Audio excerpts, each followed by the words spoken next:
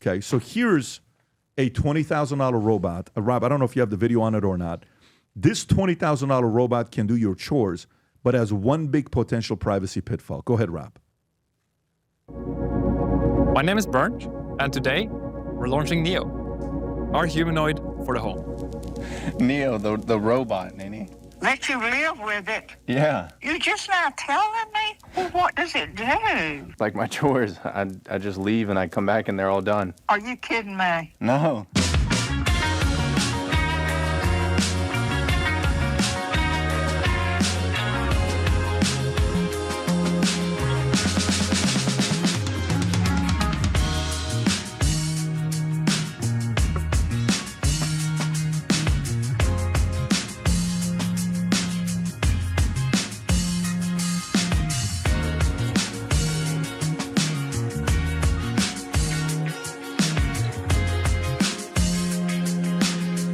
Hey, Rob, what is this? Are we watching? This is the promo video from the company. I believe it's 1X that is releasing the I robot. feel like I'm watching porn. Like, what kind of music was that? They couldn't have picked a better song than a pow, pow, pow, pow, pow. Like, very inappropriate, Bill. I don't Why are the appreciate robots that. always dancing, too? I don't know. I think people like it to Is dance. it but because they make it look like it's doing something if it's dancing? Let me read this to you so we can kind of figure out what's going on. Listen, this is coming. It's whether we like it or not, we're heading in this direction. A Palo Alto company is taking pre-orders for $20,000 humanoids, but to get most out of it, you might need to make some privacy trade-offs. On Tuesday, 1X Technologies introduced Neo, what it says the world's first consumer-ready humanoid robot designed to transform life at home. The company published a 10-minute video about Neo. We're not going to watch a whole 10-minute video, folks. Rob wanted to watch it, but we're skipping it. A 66-pound robot that's supposed to run up to 4 hours on a single charge. The machine stands at 5 feet 6 inches, can carry up to 55 pounds, and contain cameras that let you remotely view what it sees.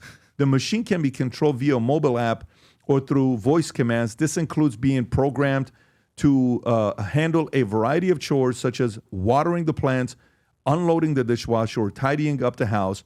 But it looks like the robot's AI intelligence still needs work. For more complicated tasks, the machine hasn't been trained in 1X built and expert mode.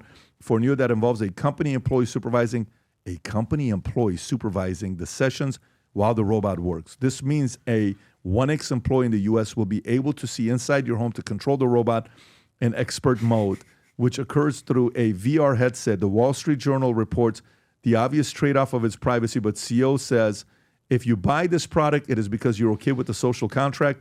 If we don't have your data, we can't make the product better. Do you buy this product, Bill?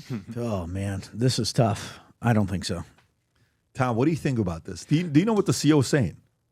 You can have the robot, but we're watching everything he's doing in your house. Correct. With cameras. You know, Siri and everything is auditory. Mm-hmm. Man, we're just Correct. walking to the slaughterhouse.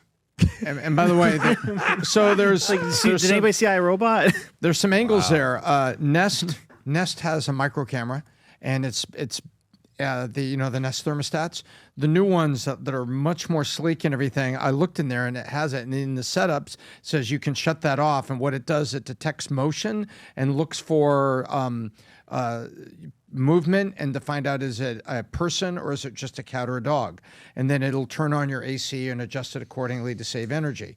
So what's happening is the old, do we have the Jetsons? Do you have a picture of the Jetsons robot? From way back when we were young, you had the Jetsons, there it was, there she is. That's what we're seeing. That's what's coming. Jetsons had this robot that used to clean their house and stuff. And now we're finding robots that are doing useful things. Like we saw the robot last week that could be deployed to like an assisted living facility. And each day it comes in and cleans the bathroom for each of the retired people living there, saving tremendous costs on a live maid to do basic chores and basic things. But just like with Alexa, just like with Ring, just like with Nest, read the fine print. It's home monitoring, and there's data that is being collected on you as well. And I think that is the big privacy issue. During a prototype stage, yes, you're going to have one of their people watching your house, and watching what goes on inside your house, and that could be kind of weird, But this is what's coming. These things are coming. So do They're you think gonna it works? Huh? Do you think it works? I think it's going to get to a point it works for basic things. The robot. Like if you buy this robot tomorrow, do you think it'll work? No, I think there's all kinds of issues, and they need data, and they need prototype experience to do all this stuff, and also it's got to go. I don't leave clothes all over the place. When I get up in the morning, I take my sweats that I wore to bed, I throw them in the hamper right there. So I don't leave a bunch of stuff around. Be honest, Tom. Listen, these markets are out there because people would buy them. Exactly. But Rob, would you do it in exchange for an employee from headquarters watching what is cleaning in your house? I mean, we've already got like you mentioned, the Alexa. So I've already got Alexa inside my house, so it's monitoring what I'm doing. I have a Ring doorbell cam, so when I'm leaving my home, I'm being filmed. And then I get in my Tesla that has a computer that watches me as I drive. So I'm already being monitored all the time. So you're open to it? If I don't have to cut the lawn and the robot can do it. You would do it? Oh yeah. So you're 100% there? Yeah. Can you run a poll? I already did. And what are they saying? Right now, 92% said no, they would not buy the $20,000 home robot to waive their right to privacy inside their home. Where's the poll? I'm trying to find it. I can't see the poll. I feel like we're missing the headline though. I don't think the data collection is the scary part. Like all of our devices do that already, but the thing could kill you if it gets hacked or if it misfires. You went to iRobot. Yeah, it looks like the movie iRobot. Literally in the movie iRobot, they're advertising it just exactly this way. By the way, here's what's crazy. Of the 91% that said there's no way in the world they would buy it, how many of you, when Facebook first came out, you said you would never post a picture of your personal life on there? How many of you? How many of you, when Alexa first came out, I would never buy something that can hear my voice? How many of you put the sticker on your camera of your iPad or your computer so nobody can see what's going on? Who is part of the sticker community? How many guys have given up on the sticker? How many guys go into a hotel room, open up your iPad, you forget to close it, and you don't put a sticker on the camera, you know somebody may be watching you, okay? There's some names for that kind of stuff. You know what I'm saying? How many of you are okay? So meaning, do you think, look, it's going 92, 91, 90? Gradually, they're like, I don't know. I think Pat's selling me robots today. No. I think Rob sold robots. It's because Rob sat there and he's like, you know what? I would entertain it. But listen, I'm telling you, I think 10 years from now, maybe not even 10 years from now, I think 5, 10 years from now, when we go into a house, I think the house is going to be, hi, Tom. Would you like your usual? No, I'm okay, Mary. No, I insist. No, Mary, I'm telling you, I'm okay. Can I just get you some sparkling water? You liked Tope Chico last time. And it's got this memory to remember what you ordered. And a memory comes up. I mean, listen, there's some things to it, Tom. This is very interesting. I had a friend that went up to Bill Gates' house up in Washington. Name dropping. No, I'm not. But I'm going to tell you what he did. God, I was at Bill Gates' house. I was not at Bill Gates' house. Michael Wolff and... I swung by Bill Gates' house. He wasn't home. He was on an island somewhere, apparently. But my friend was at Gates' house on a big event that was there. And he said that you were given like a little bracelet. And when you walked down the hall, the lights would turn on and off, kind of following you like this. And there were screens on the walls that Andy Warhol art showed up because he had indicated he liked Andy Warhol. So there you have a house that's responding to who's in what room with temperature, music, and art on the wall. So yeah, and this was apparently Gates showed some of the people, hey, say, look, this will be the house of the future where there's and they call it personalization. But do you know how his house is? Like, I'm actually not being sarcastic. I haven't been his inside. house, if there's 6 people living there, if you go into the room knows it's you and you're like 73 degrees, it lowers the temperature 73. If he goes and he likes 66 degrees, it goes to 66. If Rob walks in, all of a sudden starts playing Kenny G because that's his favorite music, it adjusts to what you like. That's right. Bill Gates' house, apparently. Yeah, and look at this. Rob just went there. Ooh. Yeah, Rob, why are you doxing people on the podcast, buddy? Kid Rob is about to get us in trouble, but that's it's a nice looking house. Yeah, it's a nice looking house. But okay. Can I paint a quick hypothetical? Yeah, go for it. All right, so 10 years from now, you have a robot in your house that's bigger than you and 10 times as strong as you, and they're like, oh, there's a pandemic, and you go to leave your house, and the robot's like, oh, we're not allowed to let you outside right now. Stay in the house, and it's blocking you from the door. Do you think that's impossible? Nah, I don't know if that's going to happen. Why? Our phones blocked us from doing things when COVID happened. No, I don't Turn know. on the sprinklers, run in the backyard. Impossible see if or he follows unlikely? you I, and know, shorts out. I didn't say it's impossible, okay? I didn't say it's impossible. Listen, there's a reason why these movies do so well because we love fear porn. Yesterday, we're at dinner at this restaurant I've never been to before called Casa D'Angelo. And we're at this restaurant. We're sitting there. I get hit every time I talk about this restaurant. But I'm at the restaurant and we're talking about scary movies. Are you a scary movie guy or No, not? not really. At all? No, I see enough in Washington. Exactly. What is the scariest movie you ever seen? Number one. Tom, what's In your Washington? scary? I don't No, even no, know. period in your life. What's the scariest movie you ever watched? I Bill? think the scariest program I ever saw was I was watching C-SPAN. You should have seen what these I'm people actually, were guys, doing I'm to not the being American sarcastic. voter. I'm asking you, what is the scariest movie you've ever seen in your Paranormal life? Activity. I was really young when Jaws came out, and we went to the movie theater, and I have no idea why someone thought this was a good idea, but that scared me to death. The Birds. Have you ever seen that? The movie? Birds. Yeah. Legit. That's bad. Rob, where are you at with scary movies? I'm probably with Tom. Jaws. It was especially growing up at the beach. It terrified me. To not go Jaws. swimming. Yeah. Hey, what would you say? Paranormal Activity 1. Okay, listen, for me, guys, it was Exorcist. Let me tell you. My dad tells me there's a movie that he watched once in England while he was there for a business meeting at the GE, and it was called Jangir. In Farsi, that's what the movie was called. But the movie is The Exorcist. He says, never watch this movie. Anyways, the movie comes out in what is that theater, Chinese theater in Hollywood? Man's Chinese theater. where Everybody has the footprints. They in the- say they're bringing back The Exorcist. And I said, Dad, I'm thinking. It says, I'm telling you, don't go watch it. I said, what are you talking about, Chinese theater? Rob, type in Chinese theater Exorcist movie 2003. It's going to be something like that. So they bring this movie, and me and my friends, last night we were talking, 2004, I was there. That's the one. Exorcist, the beginning premiere at Chinese theater. I was there that night. Okay? So I take my friends. The place is sold. I mean, there's not an empty seat. What can you type in how many people does it fit? Chinese theater.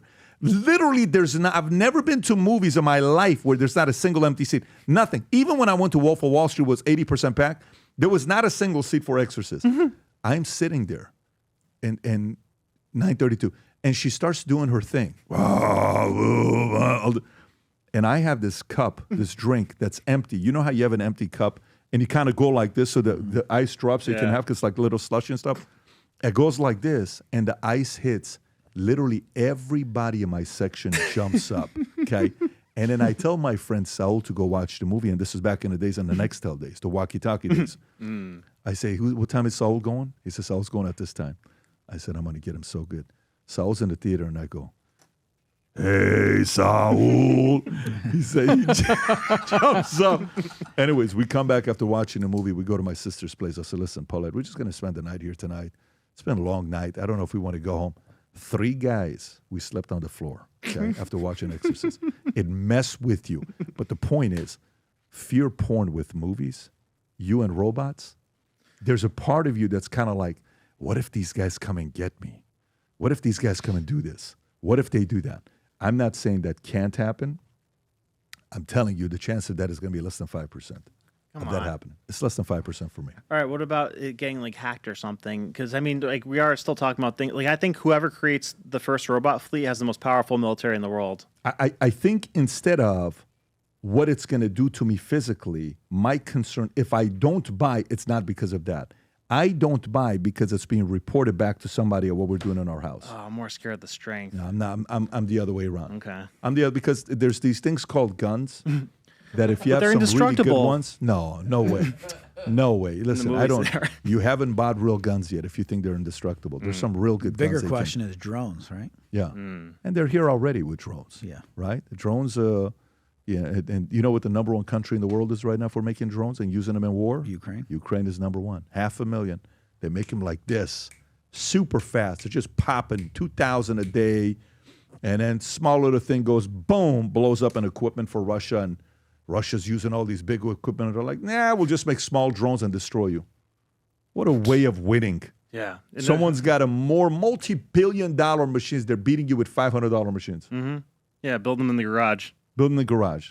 Ukraine is doing that. 2026 is around the corner. I am convinced this is going to be a very, very special year In my opinion, I think we got this other rate cut that's coming. I think we're going to have 3 more in 2026, give or take, based on what Goldman Sachs and a lot of other people are saying. We may even experience a new person that's running the Fed by June-ish, I think June 26-ish, around that time, that could turn things around the second half of the year. If the China-U.S. trade deal gets done, it could be an unbelievable day for the stock market.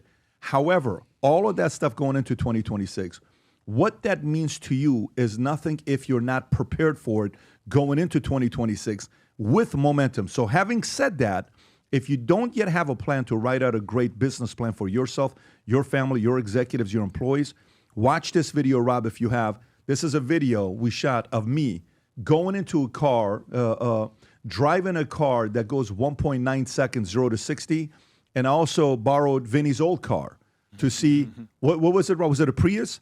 We're testing to see the difference between a Prius on 0 to 60 and then versus the Tesla Plaid. The owner was freaking out saying, I don't know if you can handle it or not. I said, I've been driving fast cars for a very long time, but I want you to watch this video. Rob, what speed do you have it on? Just one. Okay. Regular. Watch this video, folks. Speed matters when it comes down to business. Go ahead, Rob.